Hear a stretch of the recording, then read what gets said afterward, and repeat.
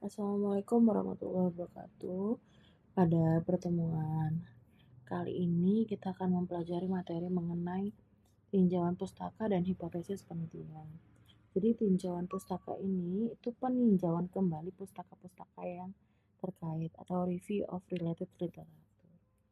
Nah, tinjauan pustaka ini ada didefinisikan dari beberapa ahli. Yang pertama Wibowo itu mengatakan kalau tinjauan pustaka adalah proses memahami dan menganalisis substansi atau konten, isinya teori dan metodologi dari kepustakaan berupa buku teks, artikel ilmiah, laporan ilmiah yang dilakukan secara kritis tentang topik tertentu.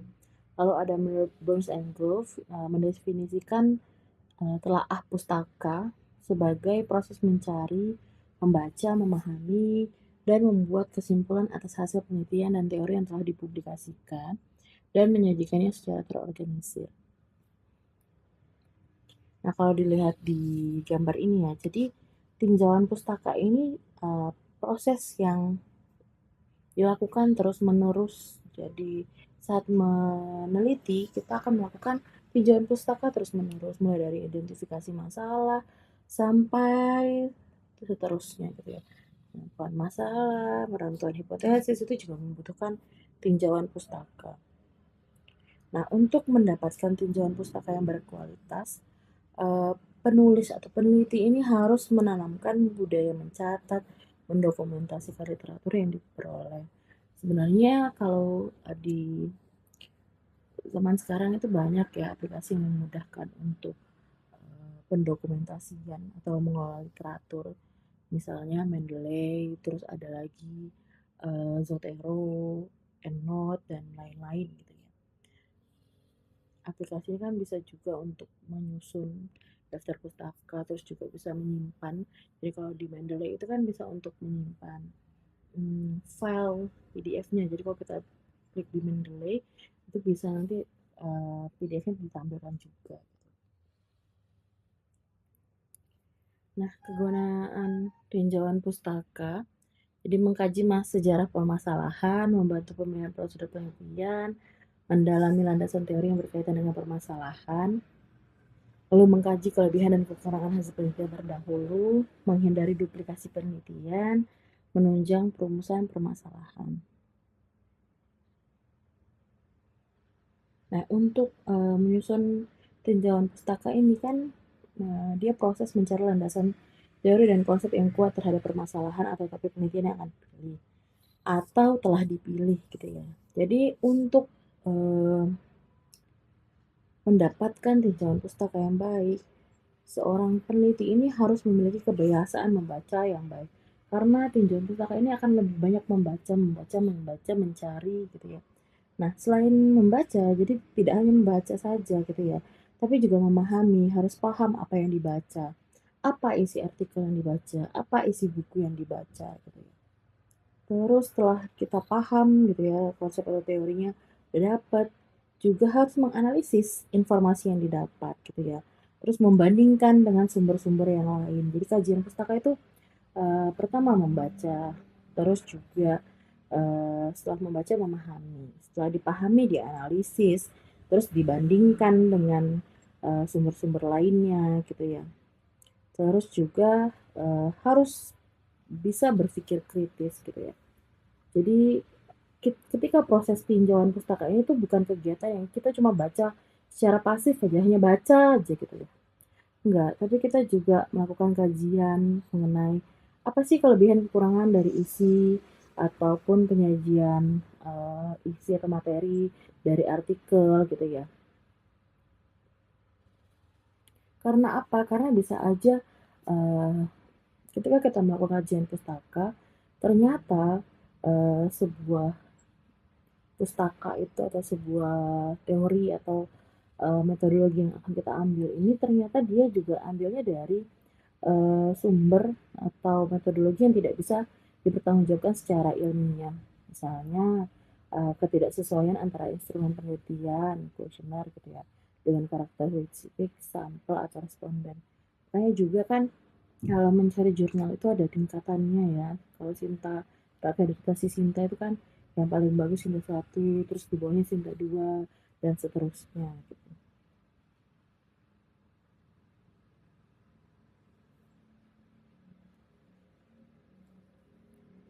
Jadi tinjauan pustaka ini adalah proses yang panjang. Proses ini berlangsung bahkan sebelum peneliti menyusun proposal, selama penyusunan proposal, dan sampai penyusunan hasil penelitian. Karena itu kegiatan peninjauan pustaka ini memiliki kualitas yang baik kalau dilakukan konsisten sampai memperoleh benang merah antara masalah penelitian dan konsep atau teori yang ditemukan.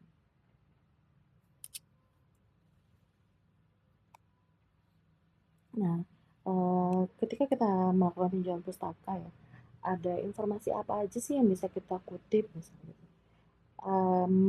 Ada 5 informasi yang bisa kita masukkan ke pinjaman pustaka. Yang pertama itu fakta-fakta, data statistik dan hasil penelitian. Yang kedua teori, terus yang ketiga metode dan prosedur, yang keempat itu opini, pendapat, keyakinan, sudut pandang gitu ya. Yang kelima itu anekdot, pendapat, kisah-kisah tentang kejadian atau kondisi suatu hal gitu. Selanjutnya ada hipotesis penelitian dan hipotesis statistik. Jadi hipotesis penelitian ini tidak sama dengan hipotesis statistik gitu ya.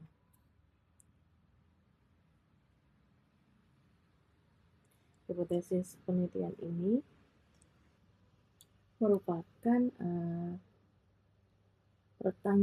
pernyataan yang diturunkan dari pertanyaan penelitian atau biasa kita kenal sebagai rumusan masalah gitu ya. Sedangkan hipotesis statistik ini merupakan bagian dari prosedur kerja statistik yang menyatakan diterima atau ditolaknya sebuah pembuktian. Biasanya tuh bentuknya HA atau H0. Nah, HA atau H0 ini nanti akan kita bahas ya. Oke, jadi hipotesis penelitian definisinya yang pertama itu bisa sebagai penjelasan sementara terhadap fenomena ilmiah yang perlu diuji dengan penelitian yang lebih lanjut. Lalu juga bisa sebagai dugaan sementara dari masalah yang diangkat peneliti dalam melakukan penelitian yang keberadaannya masih lemah. Nah, karena masih lemah inilah makanya dia perlu dilakukan pengujian karena kan belum tentu benar gitu hipotesis ini. Ciri-ciri rumusan hipotesis yang pertama itu hipotesis dinyatakan dalam kalimat pernyataan bukan kalimat tanya. Jadi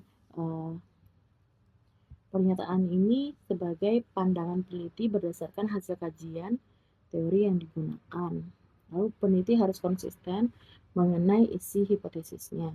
Peneliti perlu melakukan kajian yang mendalam tentang teori yang digunakan dalam menyusun hipotesis.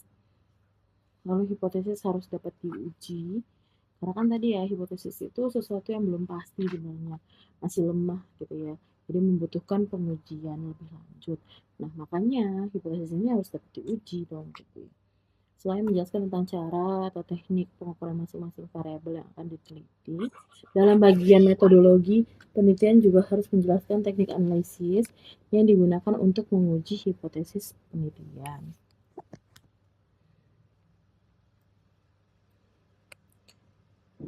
Ini fungsi dari hipotesis penelitian. Yang pertama itu membantu membuktikan kebenaran dari suatu teori, terus juga bisa untuk mengembangkan teori, memberikan dugaan sementara terkait suatu peristiwa, memberikan kerangka penyusunan sebuah penelitian, lalu mengarahkan proses penelitian, lalu membantu dalam menentukan sampel dari populasi, memudahkan juga dalam penarikan kesimpulan.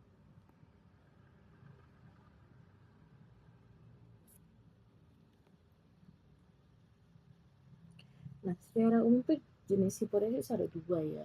Tadi yang HA, H0 yang kita bahas di awal.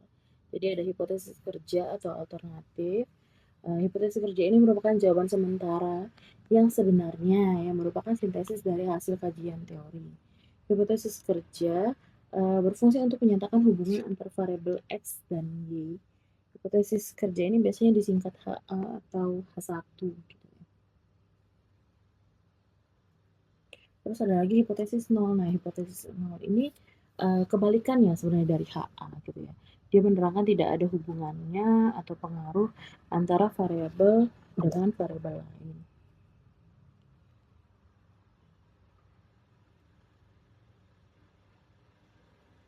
Nah, jenis hipotesis ada 3, hipotesis deskriptif, komparatif, sama asosiatif. Nah, hipotesis deskriptif ini itu adalah dugaan atau jawaban sementara terhadap permasalahan yang bersifat deskriptif atau permasalahan yang berhubungan dengan variabel tunggal. Hipotesis yang dirumuskan untuk menggambarkan suatu fenomena atau hipotesis yang dirumuskan untuk menjawab permasalahan taksiran. Jadi hipotesis deskriptif ini tidak membandingkan dan menghubungkan dengan variabel lain. Hipotesis ini hanya memberi gambaran tentang sampel penelitian. Contohnya ada rumusan masalah, apakah pelaku UMKM di Kota Malang menerapkan SKMKM? Nah, peneliti ini dapat membuat dua tadi ya, ada HA sama H0. HA-nya, misalnya pelaku UMKM di Kota Malang menerapkan SKMKM, maka H0-nya adalah kebalikannya. Gitu ya. Lalu ada hipotesis komparatif. Jadi pengertiannya adalah hipotesis yang diajukan untuk memberikan jawaban pada permasalahan yang bersifat membedakan atau membandingkan antara satu dengan data lainnya. Pernyataan yang menunjukkan dugaan pada nilai di dalam suatu variabel atau lebih pada sampel yang berbeda-beda. Jadi kalau komparatif ini dia lebih membandingkan ya. Nah, contohnya rumusan masalah. Bagaimana kinerja karyawan PT A jika dibandingkan dengan PT B? Nah, hipotesisnya ada yang pertama HA gitu ya. Ada perbedaan kinerja karyawan PT A dibandingkan dengan PT B. H0. Tidak ada perbedaan kinerja karyawan PT A dibandingkan PT B.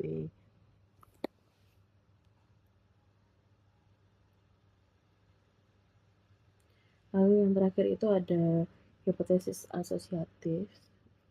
Hipotesis asosiatif ini adalah hipotesis yang dirumuskan untuk memberikan jawaban pada permasalahan yang bersifatnya hubungan atau pengaruh.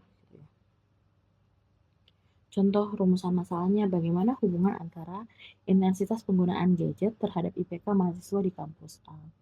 Hipotesis yang bisa dirumuskan HA-nya berarti ada pengaruh, ada hubungan atau ada hubungan antara intensitas penggunaan gadget dengan IPK mahasiswa kampus A. Lalu H0-nya tidak ada hubungan antara intensitas penggunaan gadget dengan IPK mahasiswa kampus A. Nah,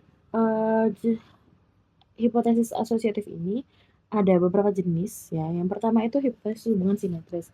Nah, kalau hipotesis hubungan simetris ini hubungan yang lebih menekankan kebersamaan antar variabel, bukan hubungan sebab akibat. Misalnya hubungan antara nilai tukar dengan daya saing ekspor gitu ya. Atau hubungan usia pelanggan dengan perilaku pelanggan tersebut gitu. Terus ada hipotesis hubungan sebab akibat atau kausal. Ini hubungan yang sifatnya saling mempengaruhi atau sebab akibat gitu ya antara dua variabel atau lebih. Misalnya GDP Amerika Serikat dan nilai tukar berpengaruh positif dan signifikan terhadap ekspor Indonesia ke Amerika gitu ya. Terus ada hipotesis interaktif. Ini merupakan hubungan antar variabel yang saling mempengaruhi. Lebih ke hubungan timbal balik gitu ya. Contohnya ada hubungan yang saling mempengaruhi antara pencemaran sungai misalnya gitu ya dengan limbah masyarakat. Tuh, jadi kan pencemaran sungai bisa terjadi karena limbah masyarakat dan limbah masyarakat bisa menyebabkan pencemaran sungai. Gitu. Oke, sekian materi untuk pertemuan kali ini. Ada beberapa video di si Kejar yang akan saya upload. Silahkan ditonton dan juga silahkan mengakses sumber belajar lainnya gitu ya, sumber bacaan lainnya, boleh dari buku, boleh dari jurnal, boleh dari e-book dan sebagainya.